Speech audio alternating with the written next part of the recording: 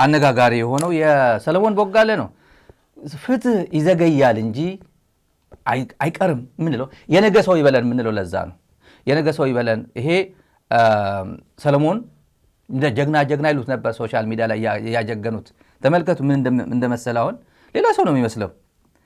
ትግራይ አታቆም። ይሄ ሰውዬ ተዘግታ ስለነበር ትግራይ እሰሯቸው ግደሏቸው በሚልበት ጊዜ ታስራ ስለነበር ትግራይ የሚያቆም ነገር የለም። ይሄም የጊዜ ጉዳይ ነው እንጂ ማህረረ ገደ የጨፈጨፈ ሶፊያን አህመድ የጀነራል አሁን ደብረ ማርቆስ አካባቢ ያለው ጀነራል ተመሳሳይ ነው። የፍትህ ጉዳይ ነው። ይሄ በተጋሩ እጅ እንደሚወርቅ እኔ አልጠራጥረው አንድ ቀን። ይሄ ኦልሬዲ በአሜሪካ እጅ ወድቆ ወደ ሚወዳት ሀገሩ ተሸኝቷል። ይሄ የሰለሞን ጉዳይ አሜሪካ አንድ ነገር ጄኖሳይድ ትግራይ ውስጥ መፈጸሙ ነግሮናል። እናመሰግናለን አሜሪካ መፈጸሙ የጄኖሳይድ ኢንፍሉዌንሰር ብላለች። አሁን ያሰመርኳቸው ተመልካቾች ይኸውልኝ ባጭር ኢትዮጵያን ሂውማን ራይትስ ቫዮሌተር የሰብአዊ መብት ጥሰት ፈጻሚ አንደኛው ሌላ ፓራሚሊተሪ ሜምበር የብልጽግና ፋኖ ጊዜ ማለት ነው። ይሄ ጄኖሳይድ ኢንፍሉዌንሰር ጄኖሳይድ አስፈጻሚ ነው። ጄኖሳይድ ሰባኪ ዲፖርት አድርገናል። ጄኖሳይድ ሲደረግ የነበረ ትግራይ መደረጉን የሚያመላክት ነው። የዩኤስ ኢሚግሬሽን ኤንድ ካስተም ኢንፎርስመንት ያወጣው ነው ይሄ እና ሶስተኛ የመጨረሻ ላይ ያሰመርኩበት ቦጋለ ያው ሰለሞን ቦጋለ ማለት ነው።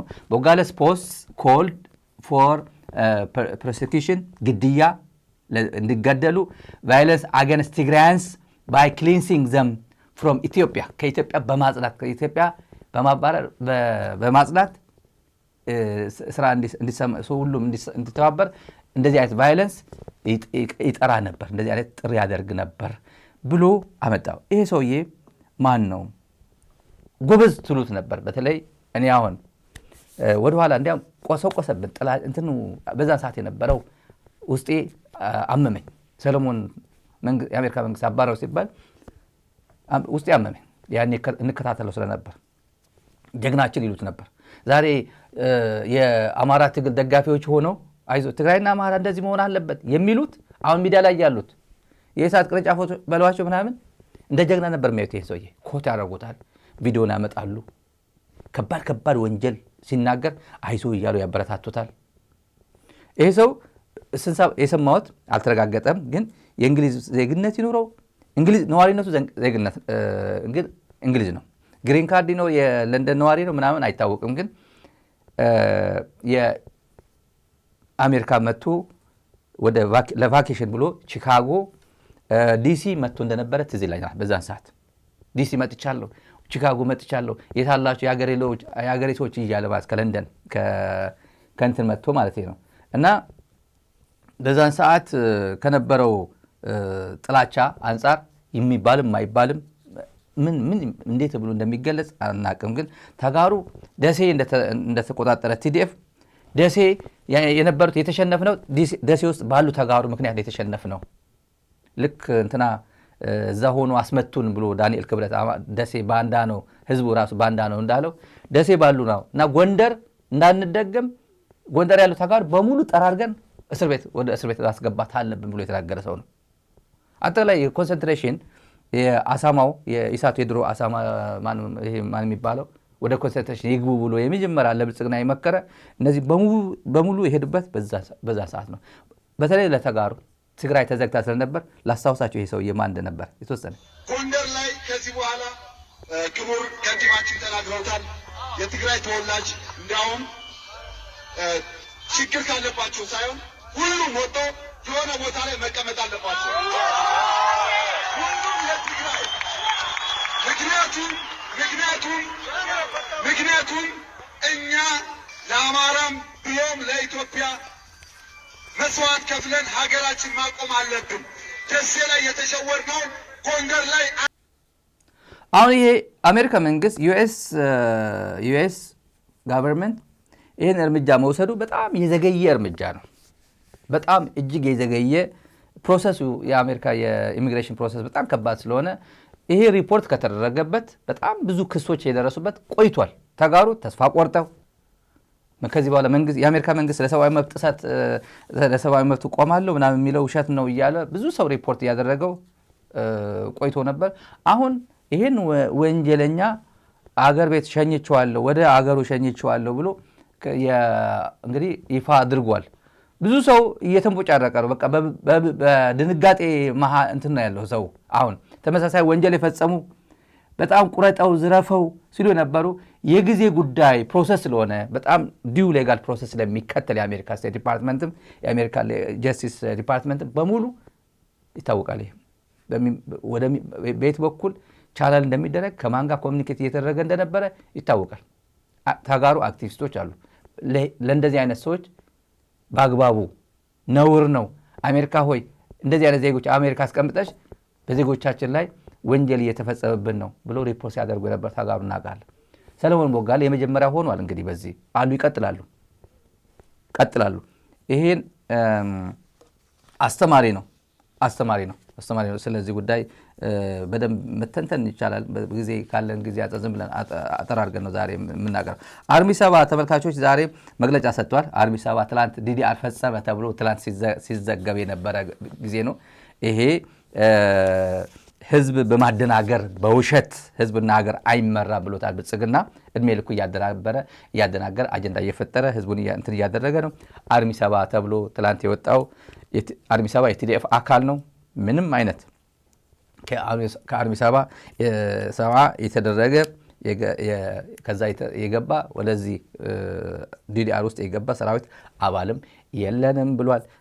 ይሄን የቲዲኤፍ አካል ነው። ኃላፊነት በሚገባ ለመወጣት የተዘጋጀ እስከዛሬ የተወጣ ለወደፊትም ለመወጣት የተዘጋጀ የትግራይ ህዝብ አደራ የተሸከመ ነው ብሎታል። ስለ አርሚ 7 የሰማ ይሄ አዋሽ ትላንት መነጋገሪያ ሆኖ ስለነበረ አንድ መረጃ አገኘን። ከዛ እዛው ስልጠና ካሉትና የሚሊተሪ ካምፕስ ዶርም ተሰጥቷቸው እዛ ነው ያሉት ዲዲአር ገቡ የተባሉት ማለት ነው። ምንድናቸው ብዬ ስጠይቃቸው ወይ ታቀና እንተዋወቃለን እኮ ደቡብ ሱዳን ሆነን እኮ እንደውል ነበር እኮ እኛ የዩኤን ፒስ ኪፐርስ ነበር፣ እኛ ወደ ሀገር ቤት አንመጣም ብለን በዩጋንዳ በጁባ አቤ ከዳርፉርም የነበሩት ወደ ካርቱም ካምፕ ውስጥ የነበርን ምንም ከአርሚ 7 ጋር ግንኙነት የለንም አሉ። እና ከመጣንም 1 ዓመት ከ2 ወር 1 ዓመት ከ2 ዓመት ምናምን ወደ ኢትዮጵያ መጥተው ከዩጋንዳ ከምናምን ከስደት መጥተው ከፕሪቶሪያ ሰላም ስምምነት በኋላ ወደዚህ የመጡ ግን ደሞዛቸው የዩኤን ደሞዛቸው ያልተከፈላቸው ናቸው። ብሔራዊ ባንክ ገብቷል። ከኒውዮርክ ተልኮ ብሔራዊ ባንክ ገብቷል። ገንዘባቸው ግን አልተለቀቀም። መከላከያ አልከፈላቸው። አሁን ለሸቀጥ አርሚ 7 በሚለው በምን እንስጣቸው ሲባል አርሚ 7 በሚል ምክንያት እንስጣቸው ተባለ። ዲዲአር በትግራይና በፌደራል መንግስት ነው ዲዲአር የሚፈጸመው። ትግራይ ቲዲኤፍ ያቀርባል። እነዚህ ለዲዲአር ይውጡልኝ ብሎ ይሰጣል። ከዛ በኋላ ይሄኛው ፕሮሰስ ውስጥ ይሄዳሉ። ይሄ ጣጣ ምንም የሚታወቅ ነገር የለም። ስንሰማ አንደኛው 950 ሺህ የሚቀበል ነው። ለምሳሌ እኔ ያገኘዋቸው አንደኛው 800 ምናምን ሺህ ብር በዛን ሰዓት። አሁን እንዲያውም ብዙ ሚሊዮን መሆን ነበረበት በዛን ሰዓት ብሩ ስለሞተ፣ ግን በዛ ደረጃ ነው የሚሰጣቸው። በብር መንዝሮ ነው የኢትዮጵያ መንግስት የሚሰጣቸው። የለፉበት ነው። እንኳንም ሰጣችሁ የለፉበት ነው። አቤ ዳርፉር ጁባ ምናምን የተንከራተቱ ስንት በፀሐይ የተቃጠሉ ወንድሞቻችን ናቸው። እነዚህ ወደ ሸቀጥ ግን ለፖለቲካ ሸቀጥ ግን መዋል አይችልም። ይሄ እና አርሚ 7 የሰጠው መግለጫ እሱን ማዕከል አድርጎ ነው። ሌላ 2-3 ጉዳዮች አሉ በጣም ከበድ ያሉ። የደርግ ናፍቆት ያላቸው የደርግ ምርኮኞች በእውነት ተመስገን ብለው ልጅ ወልደው ድረው ለቁም ነገር ያበቁ የደርግ ምርኮኞች ድሮ እኔ አውቃለሁ። በጣም ብዙ አሉ። እኛ ሰፈር የነበረ አዲስ አበባ ቆጭ ምንልበት ቀበሌ መዝናኛ ነበርና ከዛም አይጠፉ ሸበላው ይሉኛል። እኔ ሸበላው አይደለም ግን እንደዛ ነበር የሚጠሩኝ። ሻለቃ የደርግ ሻለቃ የነበሩ ናቸው። እሳቸው ፈልጋቸው ለታሪክ ነበር ታሪክ ይነግሩኝ ነበር። ጦርነት ምን እንደሚመስል የደርግ ጊዜ የገጠባቸው ከቲፒኤልኤፍ ጋር ከኤርትራ ጋር የነበራቸው ውጊያ ምን እንደሚመስል ቁጭ አድርገው ያጫውቱኝ ነበር ቀበሌ መዝናኛ ላይ። እና ልጆቻቸው እንዳጋጣሚ ሰክሰስፉል ናቸው በሙሉ ጥሩ ደረጃ ላይ የደረሱላቸው በሙሉ። ጥቁር አንበሳ አንደኛው ልጃቸው ግራጁዌት አድርጎ አንደኛው አዳማ ሁሉም በዩኒቨርሲቲ አለፉ። ከሞት የዳኑ ሻለቃ ናቸው እነዚህ። እኚህ ሰው ቆስሏል። አሁን ይሄኔ ምናልባት እዚህ አዳራሽ ውስጥ ይኖራሉ። አሁን ሰሞኑ የአድዋ አዳራሽ ምናምን ተብሎ 1 ሚሊዮን የደርግ ሙርከኛ የቀድሞ ጦር ነው የሚባል ሙርከኛ ይባል በነጋሽ ላይ ምርኮኛ በሉት የቀድሞ ጦር አባላት እና አሰብ የግድ ነው ወንድሞቻችን የተሰውበት ምናምን ይላል። አንተ በተአምር ድነ እጅ ወደ ላይ ተብለ ሳሕል ከነባጫ ጋር ባጫ ቁጭ ብሎ ሲያዝናና የነበረ ሙዚቃ ሐባቦ እያለ እያዘፈነ ሲያዝናና የነበረ አንተን እኮ ነው። ተረሳ እንዴ? ሰዎቹ እንዴት እንደተጎሳቆሉ የሚያሳዩ ግን ጉስቁል ብሏል። የ73 ታጋይ ነኝ ሲል ባጫ ደበሌም 73 ነው የተቀጠረው ለመከላከያ የደርግ ሰራዊት 73 ነው። አንድ 73 ነበርኩ የተቀጠርኩት የሚሉ ሰውዬ ግን በእውነት የባጫ አባት ነው የሚመስሉት። የኢትዮጵያ ኑሮ የሚታየው በሳቸው ነው። ባጫው ተመልከቱ የኔ እኩያ ነው የሚመስለው። አባቴ ነው በእድሜ ግን የኔ እኩያ ነው የሚመስለው። እነዚህ ሰዎች ጓድ መንግስቱ ኃይለማርያም ይላሉ። ጓድ መንግስቱ ኃይለማርያም he was a butcher። አዲስ አበባ እንዴት ነው የቀይ ሽብር ሰማዕታት እስጢፋኖስ ፊት ለፊት ያለው የቀይ ሽብር ሰማዕታት ማዕከል አዲስ አበባ የኢትዮጵያ ሕዝብ አያቆም እንዴ? የቀይ ሽብር ዝም ብሎ ይህን ሁላ ዶክተሩም የባችለር ዲግሪውን ተማሪውም እዛው ረፍርፎ ስንት ነገር እዛ ጨርሶ ቤተሰብ በሙሉ የጨረሰ አለ እኮ። አንድ ቤተሰብ አለ በሙሉ የአንድ ቤተሰብ 5 ልጆች እንዳለ እኔ ስለጎበኘሁት ነው። እና ፎቶግራፋቸው በተርታ ነው የተቀመጠ። 5 ወንድማማቾች ወንድም እህት ምናምን በሙሉ ቀይ ሽብር ብሎ የረሸናቸው ይሄ መንግስት ደርግ መንግስት ጓድ መንግስቱ ኃይለማርያም ይሉታል። እዛ አዳራሽ ተቀምጠው እንዴት ነው ጓድ የምትለው? ብጻይ ኮምሬድ ይባል መንግስቱ ኃይለማርያም ኮምሬድ ይባላል። በዚህ ሰዓት ኮምሬድ የሚለው ብጻይ ማለት ነው። ብጻይ ማለት ስጋ ብጾት ይባላል በትግርኛ። ስጋ ብጾት ማለት ማህላ ማክሲማም ማህላ ትልቁ ማህላ በታጋይ ስጋ ብጾት ነው። የብጾት የጓደኞቼ ስጋ ማለት ነው። በእነሱ በሰማዕታት ስትምል ማለት ነው። ብጻይ መንግስቱ ኃይለማርያም ተብሎ በዚህ ሰዓት ይነገራል። ምን ያህል የደርግ ስርዓትን አቆጥቁጦ መጥቶ አይዞ በርታ ዝም ብለ ኤኒቲንግ በቃ ይቻላል። አዲስ አበባ ዲሞክራሲ ነው ይሉታል። ይሄ ዲሞክራሲ አይደለም። ይሄ አዲስ አበባ መላ ኢትዮጵያም በኮሎኔል መንግስቱ ኃይለማርያምና አገዛዙ ያለቁ ኢትዮጵያውያን በእነሱ ደም በእነሱ ህይወት መቀለድ ነው። የምሬ ነው። እና ወደ ዝርዝሩ ከመሄዳችን በፊት ይሄ በሱን ጀምር ጨዋታቸው ጭምር ማለት ነው። ጉዲ ሽላቦች እጅ ጋር የገባ ነው። ጓድ መንግስቱ ኃይለማርያም በትረ መኮንን ይዞ ነው ካራማራ ከኛ ጋር ሄደው ይቺ ጎበዝ መንግስቱ ኃይለማርያምን ትመስላለች ይላሉ። መገናኛው የለም ሰራዊቱን ማያውቀውም ነበር። ስለዚህ ከዚህ ነው መነሳት ያለብን። አሁን ምን ማለት ፈልጌ ነው፣ ጠያቂ ካለ አሰብ የወሎ ናት የኔ አባጫው ያመጡ ነበር። ነጋዴ ነበሩ፣ ጎበዝ ሲራራ ነጋዴ ስለነበሩ ሜን እስከ ሰሜን እስከ ደቡብ ከዚህ ጀግና ኩሩ ሰራዊት ጋር የነበርኩ ጀግና ወታደር ስለሆንኩ ኩራት ይሰማኛል ዛሬ እናንተ ውስጥ በመኖሬ። በጓድ መንግስቱ ኃይለማርያም ጊዜ ካሉብ ላይ አንዱ ጉድጓድ ለ100 ዓመት የሚፈጅ ተገኘ፣ ግን አልወጣም። አልወጣም። አሁን ላይ ደግሞ ጋዙ ወጣ። እንግዲህ እንደምታዩት ይሄ እውነት ምርኮኛ አይመስለኝም ነበር አይደል? እንዳለ የኢትዮጵያ አርት ብሔራዊ ቲያትር ነው ምናምን እዛ ተሸብበው እዛ ተደብቀው ነበር ለካ። ይሄን 50 አለቃ 10 አለቃ ነው። ያቺ ሙዚቀኛ ነች። እቺ ጀግና እኔ ጀግና ሰራዊት ነኝ የምትለው ሙዚቀኛ ነኝ ነው የምትለው። ሙዚቀኛ ነኝ ያው ጦርነት አትዋጋ ረገዳው ብላ ወታደሩ ጦርነት ትቀቅላለች። እኔ ጀግና ወታደር ነኝ እዚህ የተሳተፍኩ ከሰሜን እስከ ምናምን የተሳተፍኩኝ እኔ ጓድ መንግስቱ ኃይለማርያም የምትለው እቺ ነች። እና ያኛው ጓድ ነው የሚሉት በሙሉ። አሁን በእውነት ብዙ ኢትዮጵያውያን ድሮ ኤሌመንተሪ በተለይ የድሮ ካሪክለም የተማራችሁ ተማሪዎች ተመልካቾቻችን የደርግ ወይ ያነበባችሁ የደርግ ፕሮፓጋንዳ የኢትዮጵያ ቴሌቪዥን የኢትዮጵያ ሬዲዮ ፕሮፓጋንዳ የሚናገር አሁን ለምሳሌ ኢትዮጵያ ያለ ቀይ ባህር ህልውና ጉዳይ አሁን ብልጽግና ይዟት የመጣ ዘፈናለች አለች ከአስመራ ጋር ከተጣለው በኋላ የህልውና ጉዳይ ብሎ መጣ። በቃ ቀይ ባህር ከሌለ ኢትዮጵያ አትኖርም የሚል ቋንቋ ይዞ መጡ። እንዴት ነው ታዲያ የኖረችው 27 ዓመት ኢትዮጵያ ከፍ ብላ ስትሄድ የነበረችው ምን አገኝታ ነው ቢባል አበቃ አልነበር። አሁን ግን አንኖርም። ኖረናል ይሆናል ግን ያ ኑሮ አይባልም። አሁን መኖር አንችልም። ቡም እያደረገ ነው፣ ፖፑሌሽን ቡም እያደረገ ነው፣ ኢኮኖሚ እያደገ ነው እና አንችልም። አሁን ይሄ ናሬቲቭ ነው። የደርግ ጊዜ ኢትዮጵያ እንደምታውቋት የኢትዮጵያ ካርታ እንደ ነው ወደ ላይ አካባቢ እንደ እንትነች ቀጠን ያለችው ኤርትራ ማለት ነው። እሷ እንደ አንገት ይወስዳት ነበር ድሮ። የድሮ ካሪክለምም እኔ የተወሰነ ትዝ ይለኛል ካሪክለም ላይ እንደዚህ አይነት ፖለቲካ እንደዛ ሲናገር እና ምን ማለት ነው እውነት ነው ወይ ነው? አንገት ከተቆረጠ ሰው አይደል አይሆንም፣ ህይወት የለውም።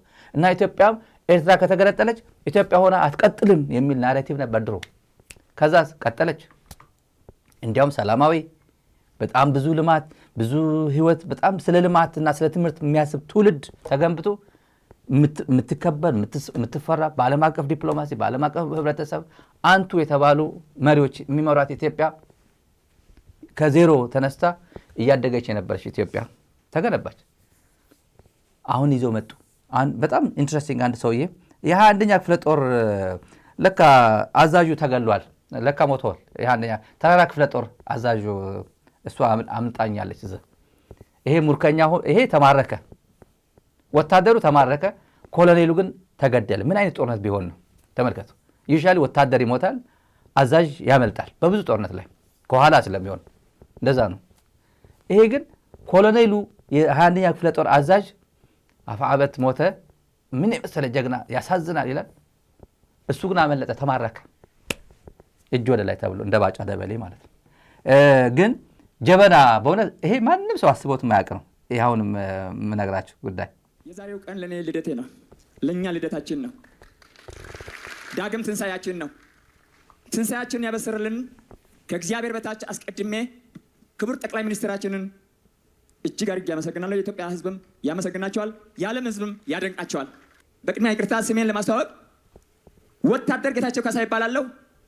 አሁንስ የውይይቱን ስነ ጽሑፍ ካቀረቡት ከመቶ አለቃ በቀጣይነት በ1973 ተቀጥሬ ናቅፋን ያየሁ ውሃውን የቀመስኩ አልጌና ድረስ የኢትዮጵያ ወታደር ነኝ። 21ኛ ተራራ ክፍለ ጦር ነኝ። የ21ኛ ተራራ ክፍለ ጦር አባላትም ሆነ በዛሬው ዕለት በእንግድነት እዚህ የመጣችሁ ለዚህ ቀን እንኳን አበቃን እግዚአብሔር እያልኩ እውነት ነው ለትውልዱ ምንድን ነው የምናስተላልፈው? ትውልድ ከኛ ምን ይማራል? ብዙ ይማራል። ቀይ ባህርን የተረከብነው እስከ ቀይ ባህር ሄጄ አጥንተን ከስክሼ ደምን አፍስሼ ብዙ ጓዶች አልገለናል። ናቅፋ ላይ አጥቼ የመጣሁት ወታደር ጌታቸው የ21ኛ ተራራ ክፍለ ጦር። በዚህ አጋጣሚ ኮሎኔል ውብሸት ማሞ ነፍሱን ይማረውና ጀግናው የ21ኛ ተራራ ክፍለ ጦር መሪ ከርከበት አፋቤት የቀረው ነው። እጅግ ያሳዝናል። የኢትዮጵያ ሕዝብ ኤርትራ ስትገነጠል እንደ ጀበና ነበረችው ኢትዮጵያ። አንገት ከተቆረጠ ጀበና ጀበና አይባልም። ኢትዮጵያን አሁን ስናያት ደግሞ ይቅርታ አድርጉልኝ እንደ ጀበና ናት፣ የተቆረጠ ጀበና። ኪሎ ሜትር ድርሻችን ከራስ አድማስ እስከ ራስ ዱማስ ነበር፣ እስከ ራስ ዱሜራ። እውነቴን ይሄ ቡና ጠጪ ነው፣ ጥሩ ቡና ጠጪ ነው። ይሄ እንዴት ሰው የሚያውቀው ነው እንደ አብነት እንደ ኤግዛምፕል የሚመጣለት አእምሮ። ጀበና ሰው እንዴት ትዝ ይለዋል? ጀበና ስታይዋት እንደዚህ ከተቆረጠች ጀበና አትሆንም የለም። እና እንትኑ ጽድት ያለ እንትኑ አይፈስም ማለት ነው። የተቆረጠ ጀበና ተብሎ ብልጽግና ይዟት መጣ። አሁን ደግሞ ጨዋታ እውነቴን ነው። ማን ነው ጌታቸው? እኔ ወታደር ጌታቸው ምናምን እባላለሁ።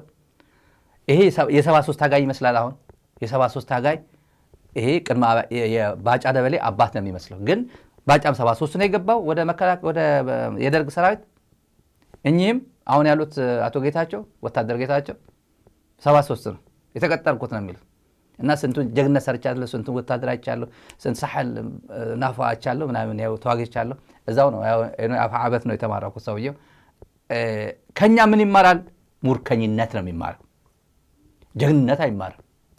ከኛ ትውልድ ማለት ነው መማረክ መሸረፍ ነው የሚማረው። ተሸንፈ ነው አገር ጥለ ፈርጥጣ አዲስ አበባ የመጣው በይቅርታ ምን ጉዳይ አለ? ልጆችን አንተ ተሸንፈ ልጆች ሄደው ያመጡልሃል። ከኛ ትውልድ በነገራችን ላይ ወኔው ግን አለ የተወሰነ ወኔ። ከዛ አንደኛው ጉዳይ እንሂድ። ወጣቱ ተሾመ ገመቹም ደርግ ሙርከኛ ነው፣ ፓራ ኮማንዶ ነበር። ከዛ ኢትዮ ኤርትራ ጊዜ 50 አለቃ ነበር። የእንትና አጃቢ ነው፣ የወደረ ነው የጻድቃን የአንዳቸው አጃቢ ነበር። የጻድቃን አንዳቸው ከፍተኛ የጻድቃን መሰለኝ። ጻፉልኝ እዚህ የምታውቁት ያን የምታውቁት ኢትዮ ኤርትራ ጊዜ ቦዲጋርድ ነበር። ፓራ ኮማንዶ ስለነበር ቦዲጋርድ አድርገውት ነበር እነሱም ጻድቃን ወይም ወደ ወረዳ አንዳቸው። በኋላ አሳድገው አስተምረው አሜሪካ ልከው አሜሪካ ልከው አስተምረውት ኮሌጅ አስተማሪ ሆኑ። ይሄ ኢህአዴግ መንግስት ወያኔ መንግስት የሚባለው ወያኔ የራሷ ዳንሻ ትልካለች ምናምን እያባረረች እንዴት አድርጋ ለመወደድ ግን ሁሉም ጥረት አድርጓል፣ ግን አልተሳካለትም። በነገራችን ላይ እነወደ ወረደ ወረደ የደርግ ሙርከኛ አፍቃሪ ነበር የሚባለው። ኒክኔሙ እንደዛ ነው። አፍቃሪ ደርግ ወታደሮች ነው የሚባለው። እንደዛ ነው። በጣም ብዙዎቹን የህወሓት እያባረረ እነሱን ነበር ፕሮሞት የሚያደርገው። እኔ የሰማሁትን ነው። የስልጠና ኃላፊ ነበር። አብዛኛው የውጭ ዕድል የሚሰጠው ለማን እንደነበር ያውቃሉ። እዛ ውስጥ ነበር። ተሾመ ገመቹ ወጣት ነው አሁን። እውነት ነው። አንዲት የ16 ዓመት አገባ ሲሉ እኔ ደነገጥኩ። እንደዚህ መከላከያ ወንጀል ይሰራል እንዴ? ሬፕ አይደለ እንደ 16 ዓመት? እውነት ከሆነ በጣም ከባድ ነው። እና 30 ሚሊዮን ጥሎሽ ሰጠ ሲባል ግን ደስ አለኝ። እኛናት በቃ አለፈላችሁ አልኩኝ።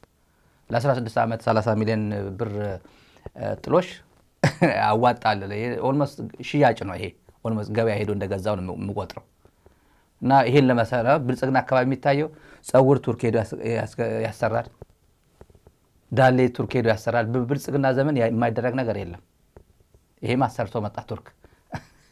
አዛውንቶች ፊት ለፊት እንግሊዘኛ ያስተምራል። እኛ ላንድ ሎክድ አይደለንም፣ ላንድ ሎክ ናቸው። እኛ ወደ እንትን አልባ ባህር አልባ ነች፣ ወደብ አልባ ነች ስትባል ኖ በሉ። ጎግል ስታደርጉ ኢትዮጵያ ላንድ ሎክድ ካለ ኖ በሉ። ዘይ ሳይድ ይላል። እነሱ ብለውናል። እኛን መቀበል የለብንም። እኛ አለን፣ ኦሽን ሊንክድ ነን፣ ከኦሽን ጋር እየተገናኘን ነን። አንድ ሰው ነው የነጠለን መለስ ማለት ነው። እሱ ነው የከለከለን እንጂ እኛ በተፈጥሮ ኦሽን ሊንክ ጋር ነው የተፈጠር ነው። እንዲሁ አሰብ ጭምር ሲፈጠር አሰራሩ ፈጣሪ ሲሰራው ለኢትዮጵያ ብሎ ነው የሰራው። የነበሩ መንግስታት ናቸው የከለከሉን ይላል። ይሄ ማን ነው? ፓራ ኮማንዶ የነበረ የደርግ ወታደር ምርኮኛ ነው። ምርኮኛ ከምርኮኛ ጋር ውይይት ያደርጋል። ስለማ ስለ አዲስ ትውልድ ይሄ ነገር ሰው ይበላል። ምን በግልጽ እንናገራለን። አሁን ድሮ በጓዳ የነበረውን አሁን በግልጽ እንናገራለን። ምክንያቱም we do have special case የሚለውን ያዙ። ስፔሻል ኬዝ የሚባለው ቅድም ስትሉ የነበሩት ጉዳዮች ናቸው።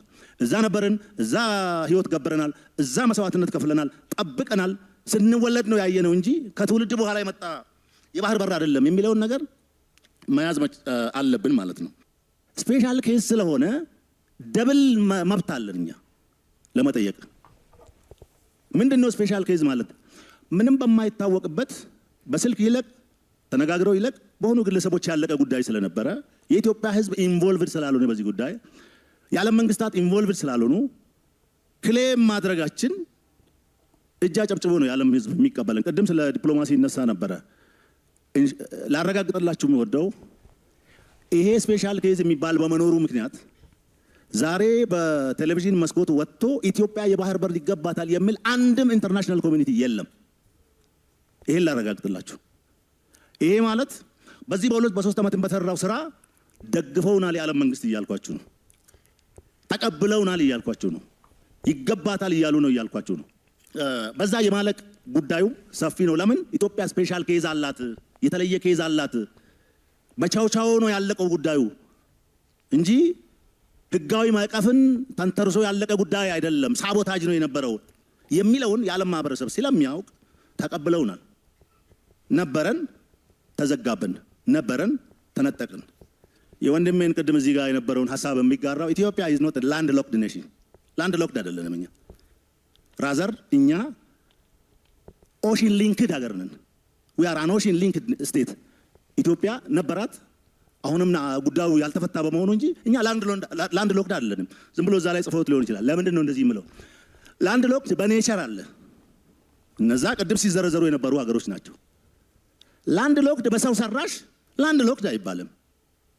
በመሆኑም ምክንያት እኛ አን ኦሽን ሊንክ። አሁን ይሄ ሰው የሚያወራው በነገራችን ላይ እንግሊዘኛው እርሱት። እንግሊዘኛው አባት ትልልቅ ሰዎች አሉ፣ አዛውንቶች አሉ። ያለ ስላሴም ይሁን የደርግ ጊዜ አዛውንቶች አሉ። ይሄ የት እንደዘመቱ አይታወቅም።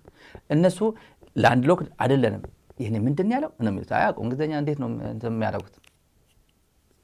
ፉከራው ግን ተመልከቱ። ይሄ ፉከራው ደረጃ እነሱ ናቸው። እነሱ ላንድ ሎክድ አሉ እንዳትቀበሉ እና ነበረን ቀሙን፣ ከዛ ተነጠቅን፣ ከዛ ተከዳን፣ ከዛ ምናምን፣ ከዛ የዲፕሎማሲ ጉዳይ ሆኖ እንጂ ይመጣል። አሁን በአጭር ጊዜ ይመጣል ነው የሚለው። ለዚህ ነው ክሌም እያደረግን ያለ ነው የምለውም ይያዝ። አይ ጉግል ብናደርግ ላንድ ሎክድ ነው የሚለው they said it we don't have to accept። እኛ መቀበል የለብንም በቃ they said it። እኛ ጉግል ኢትዮጵያ ላንድ ሎክድ አሁን ራሳቸው ነው the biggest land locked nation in the world በዓለም ከሚገኙ 28 ሀገራት ብዙ ፖፑሌሽን ያላት ብሎ የሚነግረን ማን? አብይ እኮ ነው የሚነግረን። ትልቁ ፖፑሌሽን ያለው ሀገር እና ለንደሎክል የሆነ ሀገር ሲባል ኢትዮጵያ እና አብይ ፓርላማ ላይ ደጋግሞ የነገረን መቀበል የለብንም። ዘይሰይዴት እነሱ አሉን፣ እኛ ግን አይደለን። በአእምሯችን አለን። በህልም ቅቤ መብላት፣ በህልም ክትፎ መብላት፣ በህልም ማርስ ሄዶ መምጣት ምናምን እንደዛ ማለት ነው። እንደፈለግ ታልማለህ። የምር ማለም መብት ነው። በህግ ቢሆን ኢትዮጵያ ደስ ይሏል። ይሄ በኃይል ምናምን የሚሉት ይሄ ተው።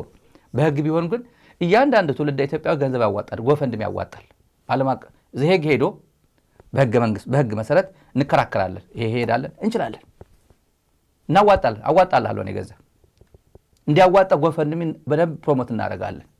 አንተ በምትለው የኢትዮጵያ ልጆች ለመጨረስ አንተ ተማርከ አጠገብ የሰበሰብካቸው ሰዎች በሙሉ ተማርከው የ16 ዓመት ልጅ አግብተ ምን የመሰለ ጸጉር ቱርክ ሄድ አስተካክለ የደሃ ልጅ ለመቀቀል የምታደርገው ጥረት ግን እንቃወምሃለን። የኢትዮጵያ ሴቶች ጉዳይ ሚኒስቴርም ያጣሩት የስንት ዓመት ሴት ነው ያገባኸው ብላቸው አጣሩት። ምን ይጠይቃል? የሚዲያ ኃላፊነት ነው የምናደርገው። አጣሩ እስቲ እውነት ነው ውሸት ነው? 30 ሚሊዮን ብር ምን ማለት ነው? 16 ዓመት ልጅ ብዙ ሰው ሶሻል ሚዲያ ያየን እሱ ነው። በጣም አስደንጋጭ ነው። መከላከያ አካባቢ ነገር የሚነገረው አስደንጋጭ ነው። ሰው ሀብታም ቢሆን በዚህ ደረጃ ሰው ይወርዳል እንዴ? እንቡር ስላለ የአገር ሽማግሌ ሰብስበ የአገር ሙርከኛ ሰብስበ የኢትዮጵያ ልጆች ለመጨረስ ነው። አንደኛው በነገራችን ላይ ሰው ሰልችቶታል። አዲስ አበባ ህዝብ ያለው ስልችት፣ የኢትዮጵያ ህዝብ አጠቃላይ ቱልቱላ ትቀደዳለህ። ሁሌ አሰባሰብ ትላለህ። አንድም ነገር ጠብ የሚል ነገር አትሞክረው ወይ ፕሮፓጋንዳ ነው ወይ ናተው። እኛ ኦልሬዲ እኮ እኛ እጅ ላይ ገብቷል የሚለው ቋንቋ ማለት በነገራችን ላይ ኦልሬዲ እጃችን ላይ ገብቷል እኮ። የፕሮሰስ ጉዳይ ሆኖ እንጂ እኮ ዓለም በሙሉ ይገባቸዋል። you deserve it, it's your right። ደግሞ ደብል ራይት አለን ይላል። ይሄ ቋንቋ ሰምታችሁ ታውቃለህ? እኔ የሰብአዊ መብት ተማሪ ነኝ። እኔ ሰብአዊ መብት ነው 2ኛ ዲግሪ። ደብል ራይት የሚባል ሰምቼ አላውቅም እኔ። እና ደብል ራይት ደብል መብት የሚባል ከሰውየው ነው የምንሰማው። ደብል መብት እኔ ካልገባኝ የሰብአዊ መብት ተማሪ እኛ አባት እድሜ ባለጸጎች ምንድን ነው እያላቸው ያለው? በእውነት ይሄ ትውልድ የዘቀጠ ትውልድ ነው የምንለው። ገመቹ ነው ተሾመ ገመቹ ነው። ሶስተኛ እና የመረረው ሁለተኛ የመረረው ይሄ ነው። ያው ይሄን በግልጽ ማውራት አስፈላጊ ስለሆነ አንድ ነገር ሆን ብዬ ነው የደገምኩት። አንድ ነገር ከስትራቴጂክ ጠላቶቻችንና እነሱ ስር ውል ከሚሉ ከእፉኝት ልጆች ካልሆነ በስተቀር ኢትዮጵያ የባህር በር አይገባትም ብሎ የሚናገር ዓለም ላይ አሁን የለም። እንዴት ታውቀዋለህ? በመከላከያኛ ዲፕሎማሲ እንሰራለን፣ በደንብ እንሰራለን። ከውጭ ጉዳይ ጋርም ደግሞ በመተሳሰር እንሰራለን፣ እንናበባለን። አሁን ብቻችን ነገር ጠብቁልን ነው የሚሉት። ተመልከት። ስለዚህ ዝም ብሎ አየር ላይ የተበተነ ሀሳብ አይደለም በክቡር ጠቅላይ ሚኒስትራችን ልብ የተቀመጠውና አሁን ከኢትዮጵያዊ አጀንዳነት ወደ ዓለም አቀፍ አጀንዳነት የተሻገረው ጉዳይ ዝም ብሎ በአየር ላይ የተበተነ አይደለምና ይሄን ሀሳብ ሰንቀን ይሄን ሀሳብ ይዘን ዓለም ከኛ ጋራ ነው ብለን ይሄ ዓለም እውነቱን ገዝቶታል ብለን እኛ የሀገር ቤት አሳይመንታችንን በደንብ እንጨርስ ብለን የሀገር ቤት አሳይመንቶቻችን ደግሞ የሚሰጡን በጠላቶቻችን ነው ብለን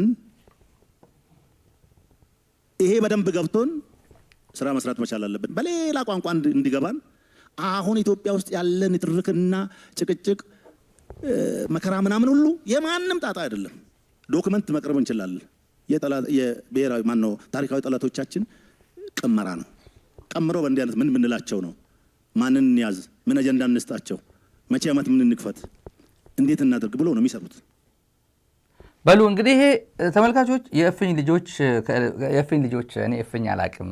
ኦሮሞ ነው አይደል? እፍኝ እኔ በደንብ ይበልጠኛል አማርኛ ማለት ነው። የእፍኝ ልጆች ዝም ብሎ ለስድብ ምናምን የደሃ ልጆች ምናምን ይሆን እኔ አላቅም። የእፍኝ ልጆች ከነሱ በስተቀር ዓለም ተቃዋሚዎቻችን ማለት ነው ውጭ ሀገር ከሚገኙ ተቃዋሚዎቻችን በስተቀር የኢትዮጵያውያን ማለት ነው ትውልደ ኢትዮጵያውያን ማለት ነው እንጂ ዲፕሎማሲ በሙሉ ከእናንተ ጎን ነው፣ ይገባቸዋል፣ ይደዘርቤት ነው የሚለን። ደግሞ እንዴት አወክ ብትሉኝ ዲፕሎማሲ እንሰራለን፣ በውጭ ጉዳይ ሚኒስቴርም ዲፕሎማሲ እንሰራለን፣ በኢትዮጵያ ውጭ ጉዳይ ሚኒስቴርም እና እንግባባለን። ስናናግራቸው ይገባቸዋል ነው የሚሉ። የት የሚባል ሀገር ማን የሚባል አምባሳደር ማን የሚባል ዲፕሎማት ተናገረ ብትሉት የለም። ደግሞ ይሄ ነፃ መብት አለው። የአሜሪካ አምባሳደር እንደዚህ ያለኝ ቢል ጋማ ይለው እኔ ብያለሁ ብሎ ይዟል። ኬንያ ወይ ባርባዶስ ያው የኢትዮጵያ አብይ አክቲቪስት ስለሆነች ነው። ወይ ባርባዶስ ጠቅላይ ሚኒስትር መሪያ ማንም ሀገር ስለዚህ ጉዳይ ኮት አይደረግም አይና በፍጹም አንቶኒዮ ጉተሬስ ማንም ኮት አይደረግም ይሉናል ይላል። ይሄ የውሸት ነው፣ ህዝቡን ለማጃጃል። ይሄ በክቡር ጠቅላይ ሚኒስትራችን ላይ ልብ የተቀመጠው ማለት እያለመ ቪዥነሪ ነው። አሁን ዓለም በሙሉ ያወቀው ዓለም በሙሉ ይገባቸዋል እያለን ያለው በአብይ በጠቅላይ ሚኒስትሩ ሐሳብ አመንጭነት ነው አሁን አሰብ እያመጣን ያለ ነው ማለቱ ነው። አዲስ አበባ በሙሉ ችግኝ ሲተከል በክቡር ጠቅላይ ሚኒስትሩ ሐሳብ አመንጭነት ነው የሚባለው። የኢትዮጵያ ወጣቶች ኬንያ ሄደው ችግኝ ይትከሉ አለ። በኢትዮጵያ ቴሌቪዥን ሰምታችኋል። ኬንያ ሄደው ችግኝ የሚተክሉ ልጆች ኬንያ ሊሸኙ ተባለ። ኬንያ እኮ ጫካ ነው አገሩ እና አፍሪካን ግሪን የማድረግ የጠቅላይ ሚኒስትሩ ህልም ስላለ ወጣቶች ወደ ተላኩ ይላል እና በጠቅላይ ሚኒስትሩ ሐሳብ አመንጭነት ይላል። ይሄ መስሉ ነው። እንዲህ ካላልክ አዲስ አበባ ስልጣን ላይ መቆየት አትችልም። እንዲህ ካላልክ ስልጣንን ሜንቴን ማድረግ አትችልም ወይ የሆነ ፕሮሞሽን ማግኘት አትችልም። ደግሞ እነዚህ ሰዎች ቢሊዮነሮች ናቸው። በነገራችን ላይ የዚህ ሰው የሀብት ቢነገር ተቆጥሮ አያልቅ ሲነግሩን፣ አጠገቡ ያሉ ሰዎች ሲነግሩን ማለት ነው። እንደ ለጥሎሽ ልጅሽ ምናምን ስጡንና ምናምን ብሎ አንድ የደሃ ልጅ 30 ሚሊዮን ሰጥቶ ልጅ መውሰድ እኮ ቀላል አይደለም እኮ አይደለ እንዴ? ቀላል አይደለም። ይሄ ጠላቶቻችን ነው አጀንዳ የሚሰጡን የሚለን። ለምሳሌ አብይ ፕሪቶሪያ አልፈጽም የሚለው ግብጽ ነች የላከችው ማለት ነው አብይን፣ ወይስ ቲፒኤልኤፍ ነው የላከችው? አልፈጽምም። አብይ አህመድ አሊ ፕሪቶሪያ ጌታቸው ጻድቃንና ሰፋን የምታውቀው እንጂ ቲፒኤልኤፍ እንዳታውቅ ብላ አልሲሲ ነው የነገረው ለአብይ። ሁሉም ኢትዮጵያ ምድር ላይ ያለው ችግር ሁሉም ያላከክ ግብጽ ነች ታሪካዊ ጠላት ነች የምትለው ሪሊ ጤነኛ ሰው ነው? ይሄ ምዕራብ ትግራይ ራያ ምናምን እንደዚህ ብዬ የፌዴሬሽን ምክር ቤት አገኘሁ ተሻገር ደብዳቤ ጻፍ እየተባለ ሜላት ወርቅ የምትባለው ህወሓት ሰርጂ እየተባለች ያለው አሜሪካ የግብጽ መንግስት ነው እንደዚህ የሚላት። እንገናኛለን፣ ጊዜው ከየደረሰ እኮ ነው። እንገናኛለን። ከዚህ ጋር በተያያዘ በስልጣን ላይ ይሄ ሰውዬ ሰምታችሁታል። ይሄ ሰውዬ ቶፊቅ ይባላል። ቶፊቅ እንደዚህ ሰው እድለኛ መከላከያ ውስጥ በታሪክ በኢትዮጵያ ምድር ላይ አልተፈጠረም። በእውነት አልተፈጠረም። ቶፊቅ ወታደር ሆኖ ተቀጠረ። ወታደር የኢትዮጵያ ወታደር ወደ ባድመ አካባቢ ተመደበ። ከዛ አንድ አጃቢ ሆነ። የአባዱላ ይሁን ያንዱ አጃቢ ነበር። የጅማ ልጅ ነው። ከዛ የሆነ ስህተት ፈጸመ። ከአጃቢነት አንስተው ወደ ወታደርና ወደ እግረኛ ላኩት።